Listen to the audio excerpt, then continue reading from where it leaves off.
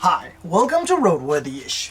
This is part 2 of the rebuilding of the engine cooling system, oil and radiator.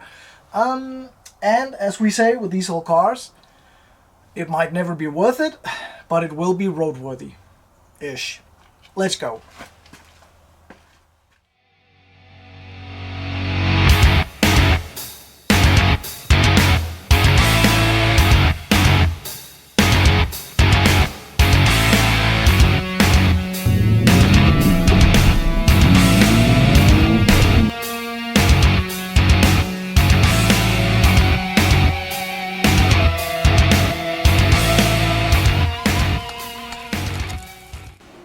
We go into the garage once again to get this thing back up running.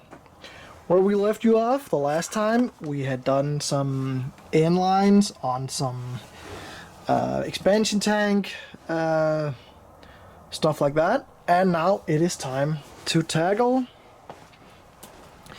these guys. These are the new hoses that was ordered for the car.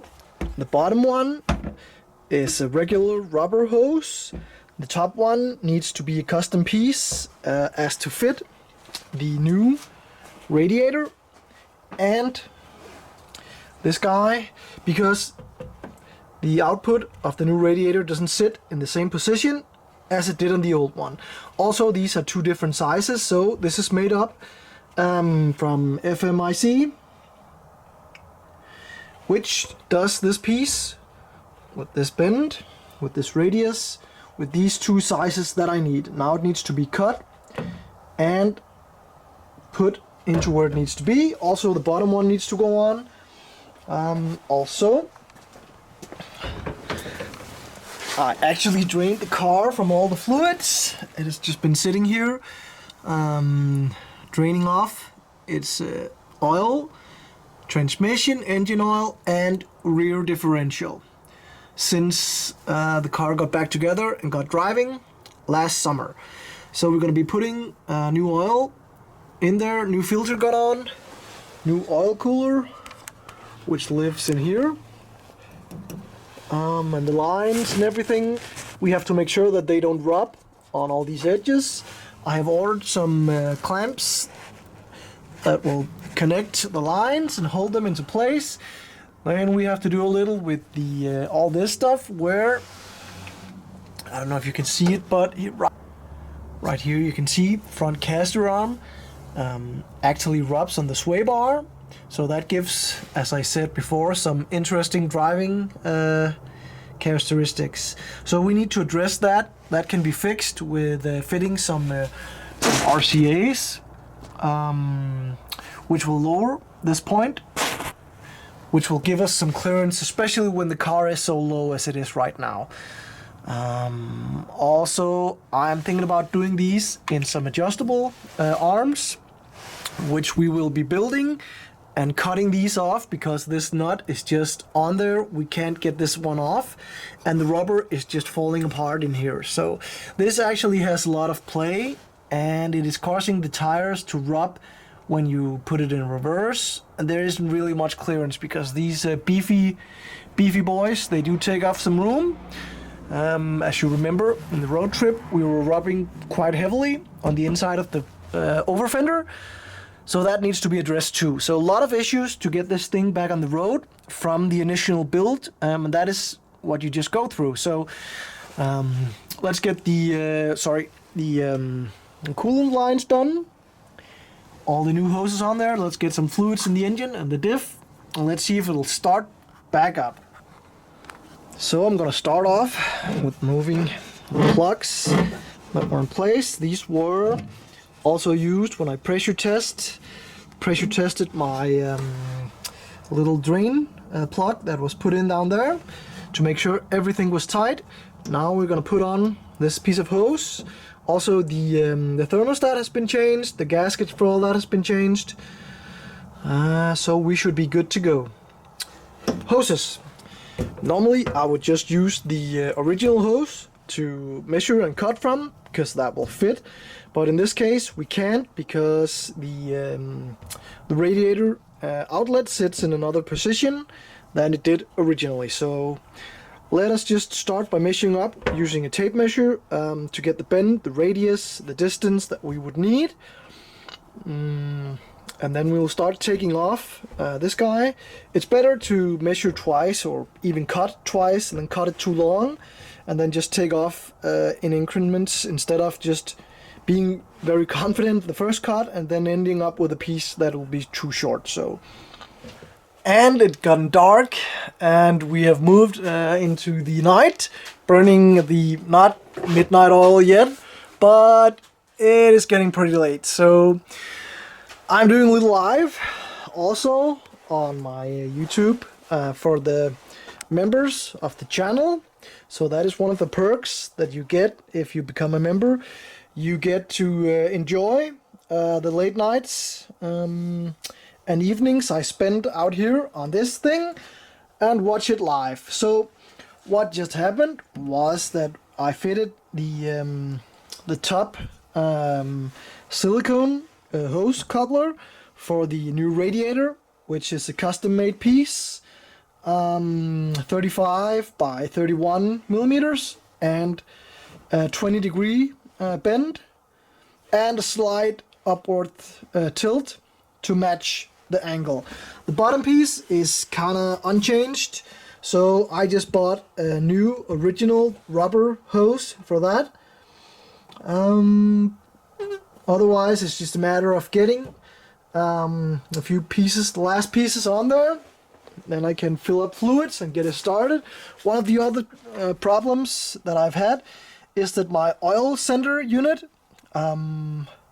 haven't really been doing anything, working. I'm not really sure why. This is supposed to be a rheostat which will change the resistance due to what pressure that the oil is putting into this, but getting a reading over it now is impossible because it needs a little pressure to be able to put out a resistance. So I have to jerry rig something up that I can apply a little just air pressure to it and see if it changes continuity and works. Otherwise I'll have to dig deep into the chest of AE86 parts, where I think I have another one laying around. I'm not sure if they are the same type, but let us just see if we can get it working. Otherwise I'll just plug the hole for now, get another sender unit, and we can still start this thing up. So I just want to hear it start. So let's just see if I can rig this up and test this real quick. Otherwise put it back on, put in some of that good oil and water, coolant, whatever. This stuff, this is the old stuff. This is not. This is gonna get to the recycling station. But just to show you, if you remember when I did the initial flush of the radiator, the water was just basically rust, saturated. But this is not bad compared to what it was. And I remember my old radiator being full of rust also. That is part of the problem with this thing overheating and not doing like it should. So this is really not bad, but it flushed out some of the stuff from the old radiator that was causing the problem with this thing to overheat. So this should be as clean as possible on the inside, and with a brand new radiator on there, a dual pass cross flow. I think this is like 6 times the original core size. This should do the trick. Then there's going to be the problem of putting some active cooling on here, because the let me just get to this piece. The radiator fan is from an A86 sitting right down here, and it caught the old, as you see the blades are pretty badly chewed up as it caught the old radiator. Caused a mess. Also this is backwards, but it will still work. Moving this way, it will still move air away from the radiator, pull it through. But this is just something that I rigged up from an A86 fan and some other stuff. But this is not for this application, and it will not fit the correct way. So we might have to get some spell, I don't know if I'm butchering that, but electrical fans. Maybe, maybe not. I'm more fan, as I say, of the mechanical fan. That is a much better way to move the air. And people say you lose power due to parasitic loss, but parasitic loss on your alternator, through to your battery, back through your electrical system onto an electrical fan, meh, I don't think so. So mechanical fan is the number one option. If that's not gonna fit there, either way we're gonna get some electrical ons there, and that should do it just as fine. But putting a test stand together for this thing, testing an oil, coolant, then engine noises. Right, jerry-rigged this setup to test this thing. I'm pretty sure it's not just an on-off like an oil pressure switch, but right now it is just infinity on the resistance. That should change when I apply some air pressure to this guy. I should see a change in this thing. Let's just have a go, see if we can get that result that we want. I'm just gonna put this down so you can see it, and here we go.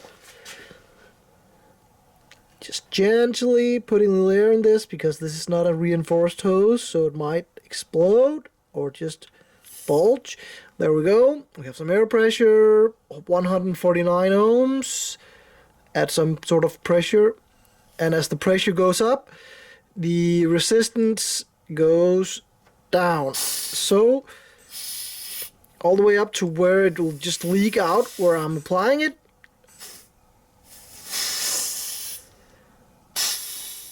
And slowly building back up. So that should work just fine. I don't know if I put the gauge on wrong or whatever I did, but this thing works just like it should. So now I'm gonna get all this stuff off, get it back in the engine bay, and then we can start the car. I know I have oil pressure, so it's down to probably the wiring or the gauge, which I kind of did myself, so there is a probability that I messed up somewhere. So let's get all this stuff off, get it back in the engine bay. Alright, in an effort to try and quiet the otherwise pretty noisy rear diff down in this thing, I am going to be putting in a combination of a pretty heavy oil, 85 W140, and some of this stuff. It is basically an additive that will quiet it down a bit.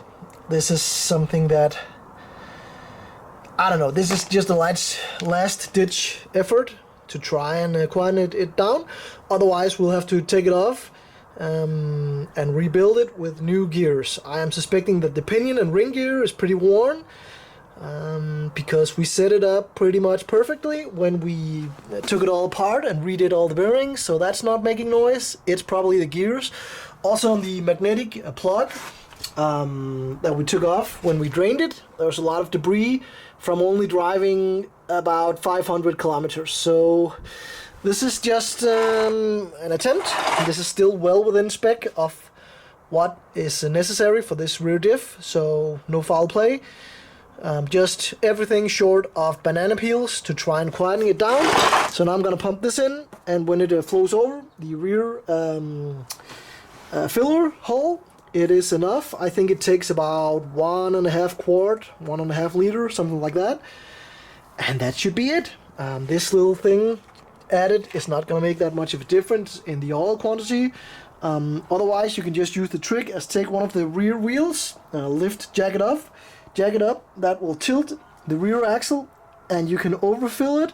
A lot of people do this on their AE86 when you need to run them hot, to have a little extra oil and cooling capacity in there. But this is just for street use, so I'm not going to overdo anything. We're just going to pump whatever is needed in the rear diff, and that should be it. Alright, new cooling setup done. Just put the fan back on. This time it is on the correct way, because now I don't have to mount it backwards to get the clearance, as the radiator is sitting a half an inch more forward than it originally was, or the other record one I had. That wasn't fitting properly. This is, so now it, hopefully it's not gonna chew into this. The problem before was that it was hitting the top of the radiator. When it hit that, it just dug all the way in and took a big chunk out of the fins. This shouldn't, so I'm gonna jack up the rear of the transmission to get the tilt, the maximum tilt that is possible for the engine on the mounts, to see if we go anywhere near, just like we did with the old setup, where you could clearly see that it would hit. So I'm pretty confident this won't, but just for good sake, good measure, let's do that and have a look at what it looks like.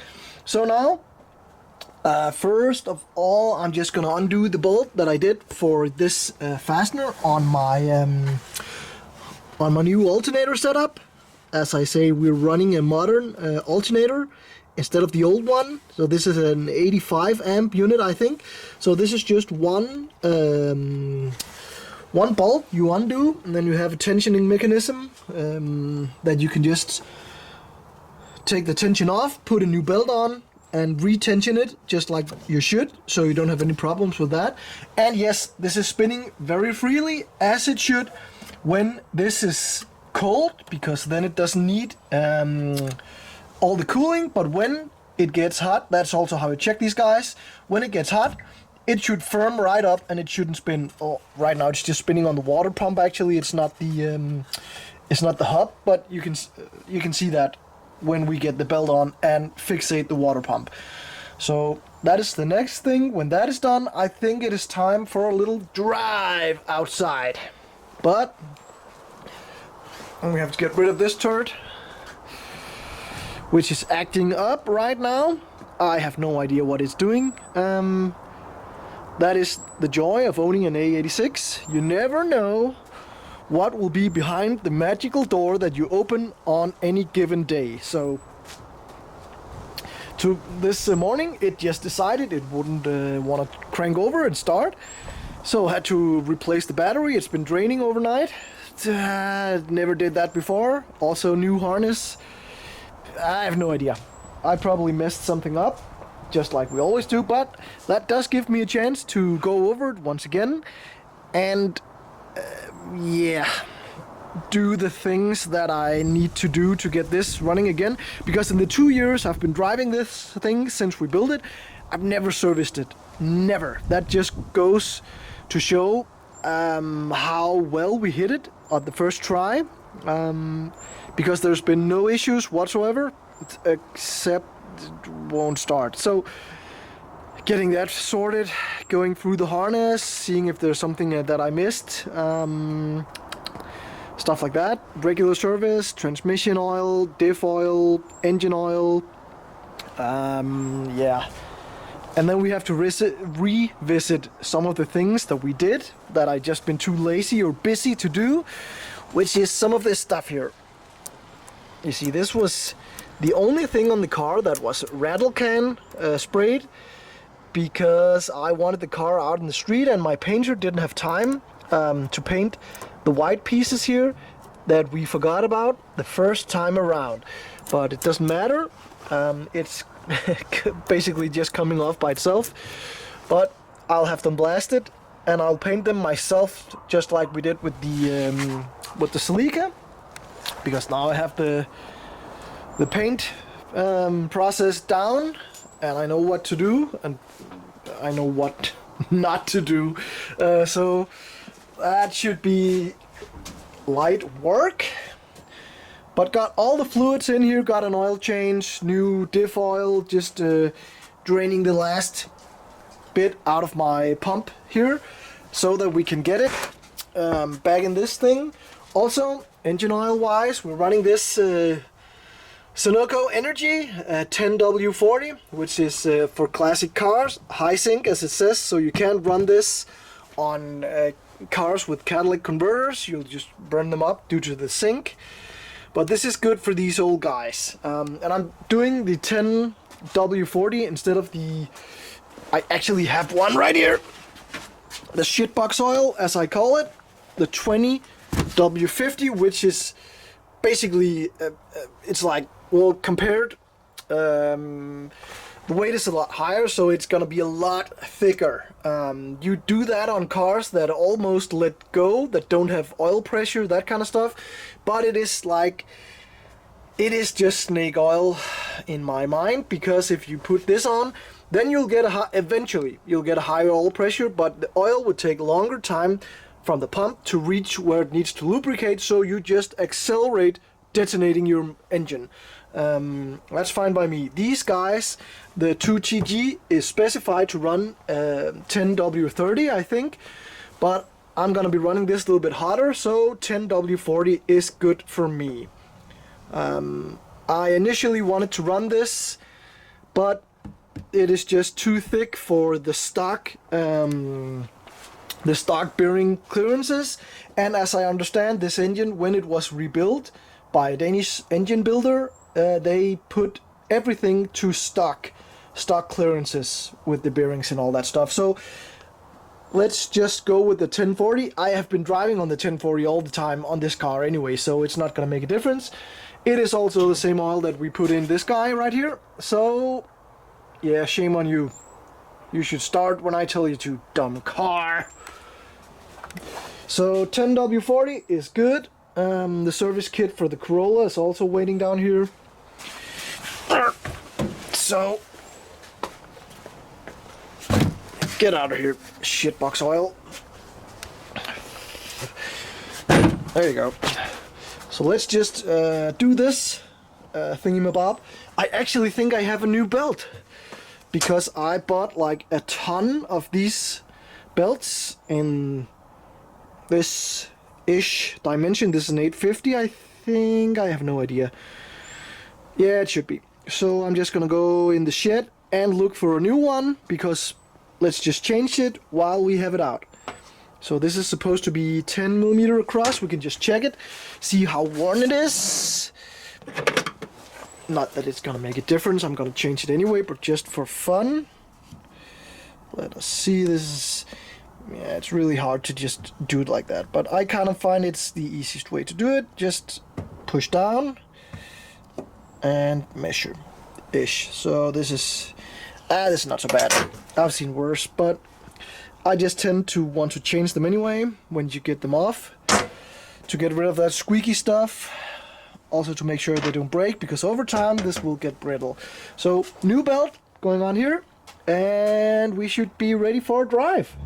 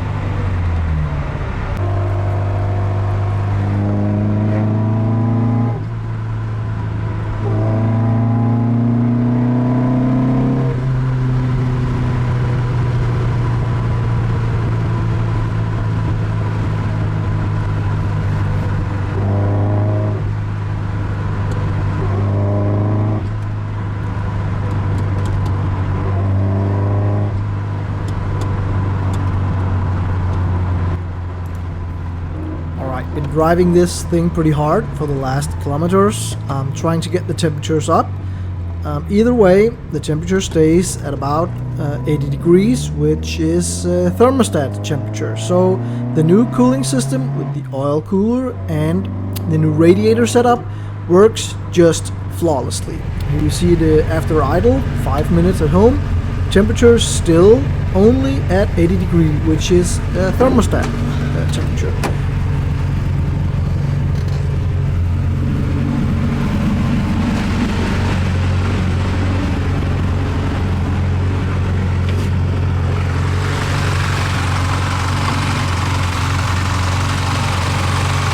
The idle is a bit high, as you can hear, but it's not really a problem. That is something that we're gonna dive into in one of the upcoming episodes, is getting the carbs tuned all the way to make it idle perfectly, a bit lower on the revs than it is now, and also to synchronize the carbs, because these are not synced or adjusted at all. So that is some of the stuff that is coming up. Either way, car works perfectly, doesn't overheat, runs just the way it should. Remember to subscribe, and like the video, comment if there's something that I did that was wrong. I will see you on the next one. Thanks for watching.